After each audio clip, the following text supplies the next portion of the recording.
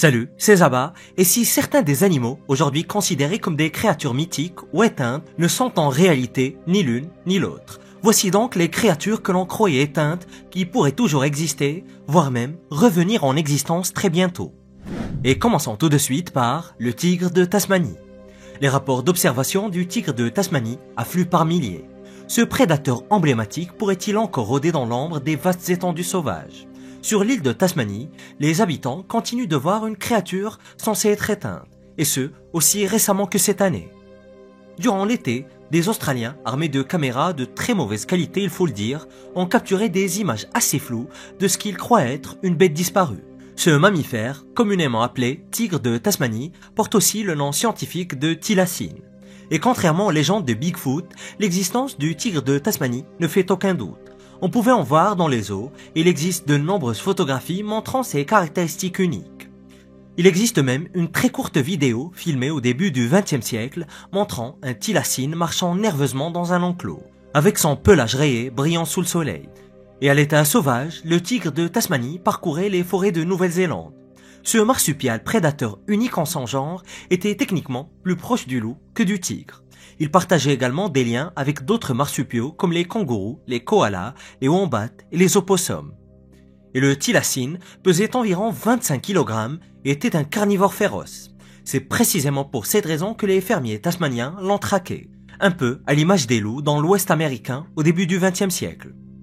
Les loups décimaient les troupeaux de moutons et les chasseurs recevaient des primes en échange des carcasses de loups, et c'est exactement ce qui se passait en Tasmanie avec les thylacines.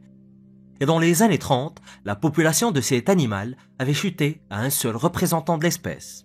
Et en 1936, un dernier tigre de Tasmanie, enfermé dans une cage aux eaux de Hobart-Beaumaris, mourut, marquant la fin de l'espèce. Cependant, tout espoir n'est pas tout à fait perdu. Bien que l'espèce ait été déclarée éteinte en 1886, après 50 années sans observation confirmée, de nombreux témoignages continuent d'émerger. L'un des hommes qui travaille sans relâche à la traque de cette bête, et je dis traque dans le meilleur sens du terme, est un certain Adrian Richardson, un ancien militaire qui consacre depuis 30 ans sa vie à prouver que le tigre de Tasmanie est toujours vivant. Il prétend même en avoir vu de ses propres yeux, ou plutôt, il les aurait entendus. Selon lui, le 28 janvier 2017, vers 12h45, il aurait entendu un hurlement semblable à celui d'un loup distinctif dans l'outback tasmanien. Et juste à la fin du premier hurlement, un deuxième lui aurait répondu de l'autre côté de la jungle. Ce cri, suivi d'un autre venant de l'autre côté de la forêt, le convainc que des tigres de Tasmanie communiquaient entre eux. L'histoire peut sembler peu crédible de la part d'un homme qui consacre sa vie à prouver que ces bêtes existent toujours, mais c'est loin d'être le seul témoignage de ce genre qui existe. En réalité, des témoignages pareils, il y en a plein en Tasmanie. Il existe même des photos, bien qu'aucune d'entre elles ne soit vraiment claire. Mais selon plusieurs observations, ces preuves seraient à minima encourageantes. Les paresseux géants. Les paresseux arboricoles sont parmi les créatures les plus adorables que l'on puisse voir aujourd'hui. On dirait de petites peluches avec leurs longs bras poilus et leurs grandes griffes noires. Cependant, vous ne voudriez pas vraiment câliner un paresseux terrestre géant disparu, également connu sous le nom de Megatherium. Ces créatures étaient bien plus grandes, bien plus effrayantes et probablement beaucoup plus agressives que les paresseux arboricoles modernes. Nos paresseux amicaux d'aujourd'hui peuvent mesurer environ 1 mètre de long et peser environ 5 kg, alors que le Megatherium était 10 fois plus grand. Le Megatherium pouvait peser jusqu'à 4 tonnes et avait un corps lent de 3,70 m et une queue très épaisse. C'était une créature si massive qu'elle marchait sur les côtés de ses pieds, probablement parce que ses griffes mesuraient 18 cm de long, ce qui rendait la marche normale presque impossible. Il creusait d'énormes tunnels assez grands pour qu'un homme adulte puisse y tenir debout sans problème. Et pendant l'époque du Miocène, un ancêtre du paresseux géant, le Promegatherium, avait à peu près la taille d'un rhinocéros. Le Megatherium a évolué pour atteindre une taille comparable à celle d'un éléphant d'Afrique avant de s'éteindre il y a environ 8000 ans. Cela signifie qu'il aurait pu se battre de manière épique contre un mammouth. D'ailleurs, selon vous, qui aurait gagné ces combats? Faites vos paris dans les commentaires. Et en parlant de bataille, les humains anciens combattaient également ces énormes créatures. En 2017, des scientifiques ont découvert pas moins d'une centaine d'empreintes fossilisées dans les White Sands du Nouveau-Mexique. Ces empreintes laissées par un humain et un mégathérium montrent une lutte à mort. Les chercheurs pensent que le mégathérium figurait au menu des premiers humains avant son extinction. Les premiers hommes des Amériques ont cohabité avec cette gigantesque créature jusqu'à son extinction il y a environ 12 000 ans, ou pas. Profondément dans les jungles d'Amérique du Sud pourraient se cacher les derniers creuseurs de tunnels survivants de l'ère glaciaire. Depuis des siècles, les tribus de la forêt amazonienne ont observé d'énormes bêtes errant dans la jungle et parlent d'une créature gigantesque que l'on sent avant de la voir. Elle est grande, poilue, et ce n'est pas quelque chose que vous voudriez rencontrer dans l'obscurité. Les habitants de l'Amazonie l'appellent le Mapinguari, une créature ressemblant à s'y méprendre à un paresseux géant, mesurant plus de 2 mètres de haut avec de grandes griffes acérées. Et les descriptions, ainsi que les dessins de ceux qui prétendent avoir vu le Mapinguari ressemblent étrangement au mégathérium. Et quand on se réfère à la tradition orale et aux descriptions des tribus natives, on se rend compte que le Mapinguari est un mégathérium à la seule différence qu'il a un seul œil. Se pourrait-ce que la légende du Mapinguari soit un héritage des premières tribus qui ont vu le mégathérium il y a déjà 8000 ans et que la légende se soit perpétuée jusqu'à nos jours. Le tigre de Java. En 2019, l'écologiste Ripi Yanuar Fajar célébrait la fête de l'indépendance de l'Indonésie avec 4 amis lorsqu'ils ont rencontré un gigantesque félin. Ce n'est pas le genre de choses qui arrive à la plupart des gens dans le monde pour leur fête nationale. À vrai dire, cela n'arrive pas non plus très souvent dans l'ouest de Java. Le félin rencontré par Ripi et ses amis était censé être éteint. Après cette brève rencontre, où heureusement personne n'a été dévoré, Ripi a contacté un collègue professionnel. Son collègue, Kali, travaillait pour l'Agence nationale de recherche et d'innovation. Ripi affirmait avoir vu un tigre de Java, une sous-espèce de tigre supposée éteinte depuis les années 80. Et 10 jours plus tard à peine, Kali a enquêté sur le site où Ripi avait vu le félin rayé. En explorant les environs, Kali a trouvé un seul poil accroché à une clôture. Il a également relevé des empreintes de pattes, mesuré quelques marques de griffes et collecté toutes les données possibles. Kali a même envoyé l'échantillon de poils à une agence de conservation située dans l'ouest de Java pour analyse. Les résultats sont revenus du laboratoire peu après et Kali a été stupéfait. L'échantillon de poils montrait 97,8% de similitude avec le tigre de Java. Les scientifiques de l'agence de conservation ont comparé l'échantillon envoyé par Kali à un poil prélevé sur un spécimen collecté en 1930. Cependant, le poil montrait également 97,06% de similitude avec le tigre de Sumatra et 96,87% de similitude avec le tigre du Bengale. Il est donc impossible de confirmer que la bête vue par Ripi était le tigre de Java disparu, bien que ce soit le résultat le plus proche.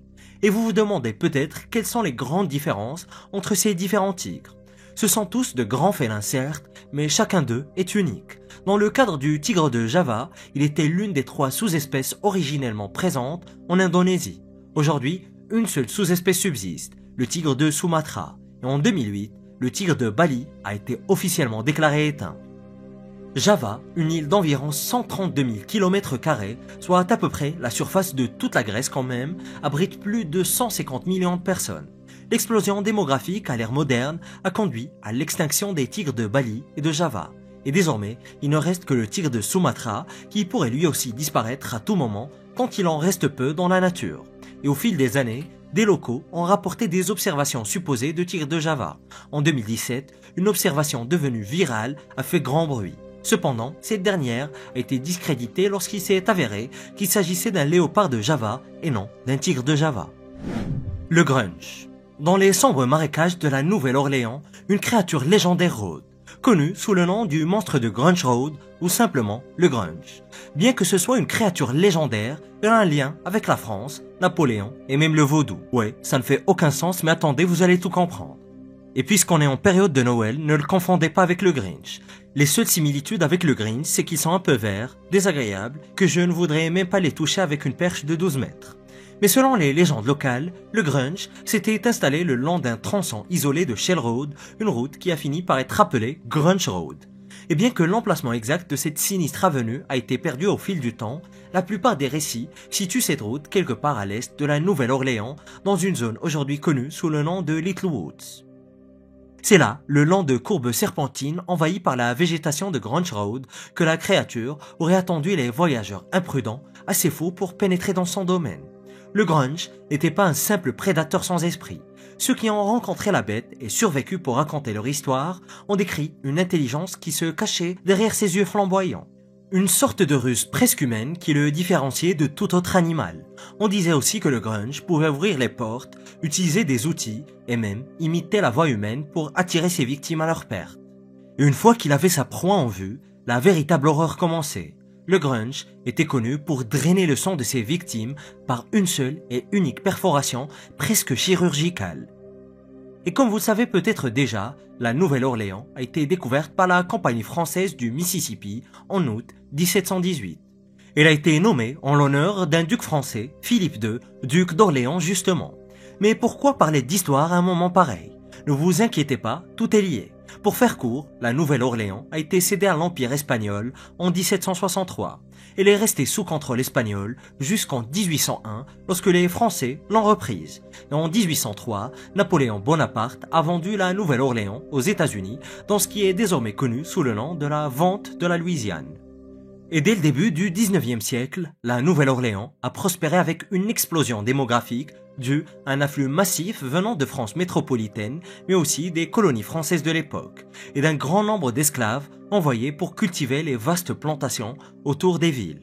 C'est au cours de cette période d'expansion que les premiers récits sur le grunge sont apparus.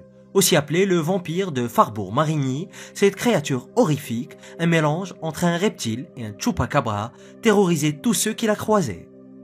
Il rôdait dans les marais reculés et les marécages poisseux autour de la Nouvelle-Orléans. Et contrairement aux autres animaux, il est possible que le grunge ait été une création vaudou. Cette bête terrifiante pourrait avoir été engendrée par la magie, puisque la Nouvelle-Orléans était l'un des principaux centres de la traite d'esclaves américaine et la rivière Mississippi était littéralement une autoroute embouteillée par des navires à voile et à vapeur transportant les gens et les marchandises.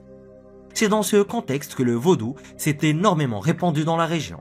Une histoire raconte que la célèbre reine vaudou, Marie Laveau, aurait castré un bébé démon et lorsque les parties du corps du démon auraient touché le sol, il se serait transformé en un grunge mâle et un grunge femelle. Quelle histoire!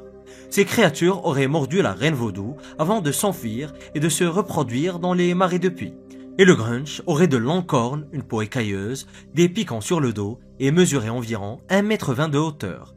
Il serait un mélange entre un chupacabra, un reptile, un porc-épic et un singe. On raconte aussi qu'il hurle comme un loup, rugit comme un lynx ou bien crie comme un singe. Tout ceci en laissant une très forte odeur derrière lui. Vous l'avez compris, cette créature est issue purement de l'imagination des gens. Mais elle est en réalité le reflet d'une époque, une conjoncture particulière qui a vu le mélange de plusieurs personnes venues de plusieurs endroits sous de très différentes conditions sociales et qui a donné cette légende très particulière. Le fantôme noir. Dans les plaines sauvages du Kenya, un fantôme du passé a été réveillé. Pendant plus d'un siècle, une créature de légende, un rôdeur nocturne, avait été considéré comme disparu. Mais désormais, une caméra à déclenchement automatique a capturé ce fantôme insaisissable, bel et bien vivant. Tout le monde pensait que le majestueux léopard noir africain avait disparu comme le tigre de Tasmanie. Le photographe animalier britannique Will Barrett Lucas a réussi à prendre des photos du félin en janvier 2019.